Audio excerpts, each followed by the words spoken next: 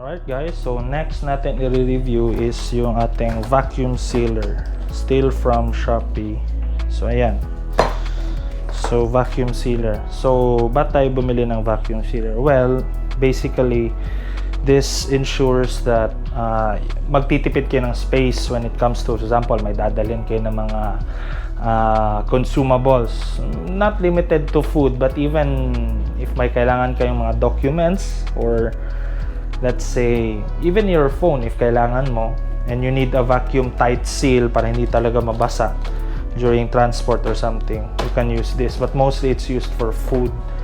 And kasi yung maganda if naka-vacuum seal is mas ma-pack mo, mas ma-store mo yung food mo or consumables tightly, or mas packed together kapag naka-vacuum seal. Kasi may times if for example nakalagay lang sa yung normal na resealable bag or yung ziplock, minsan may hangin kaya hindi siya you can't pack it, hindi ma-compress. So ayan, so ito vacuum sealer, so wala siyang brand, it just says vacuum sealer. So open natin, Shopee pa rin to guys, right? So ayan, vacuum sealer manual, fresh, antibacteria, moisture proof, mold proof, antioxidant. Okay, antioxidant, I don't think that is that's true. The rest pwede na. So may ano pa ba? So, alright, so this is it. Vacuum sealer, vacuum sealer. So ayan, may manual tayo sa loob. So ayan, ito yung power cable. Not really the most durable power cable, if I may say, but hindi naman to kasi gaano kamahal guys. Basic lang, pang start lang ng vacuum seal. Alright, so may kasama na siyang guys, vacuum seal or vacuum seal bags, but you can buy yourself. Kung syempre mauubusan na, you can buy, and you can buy bigger as long as kakasya sa dito sa length nito. I think this is 12 or 14 inches, I'm not sure. So ayan, ito yung kasama, may libre na. But remember guys, hindi siya same sa Ziploc bag. Iba, there's this parang perforated texture normally sa mga vacuum sealable bags. That's the only time you can use it for vacuum sealing. Hindi pwede yung basta-bastang Ziploc ba dyan or ano. So ayan. So in order for us to test this, we'll use our power station. Ito yung power station natin guys, si Thunderbox from O2 Philippines. Thunderbox, it's also 300 watt hours give or take. Maganda din, we'll have a review on that soon, siguro sa next camping trip natin. Yan, ito yung gagamitin natin. So as you can see, it says it's on. So for example, I have this bread. So instead of, for example, you can make, for example, gagawa tayo ng, let's say, may sandwich. This is one example para it won't go bad kaagad, hindi siya mag-spoil. So ilalagay mo dito sa loob. Yan. Sulod na rin man hindi ka ng sakto na. Ayos. Aha.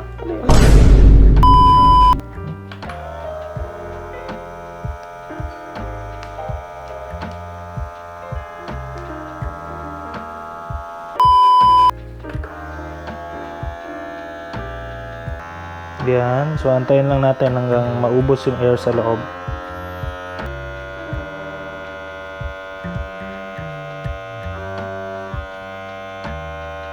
Huh? Alright guys. So, final take hopefully. So, ganito pala guys. What happened actually is, as you can see dito, di ba may nakalagay na push. You only push this if, for example, on your first click, hindi siya mag-vacuum. You need to push this. But normally, dapat magsiseal na siya on the first try or paglagay lang. So, another example, let's use this bread again that we have. So, ayan, lalagay natin sa loob. So, now you have your bread inside. Open this. So, yun, lalagay pa rin natin.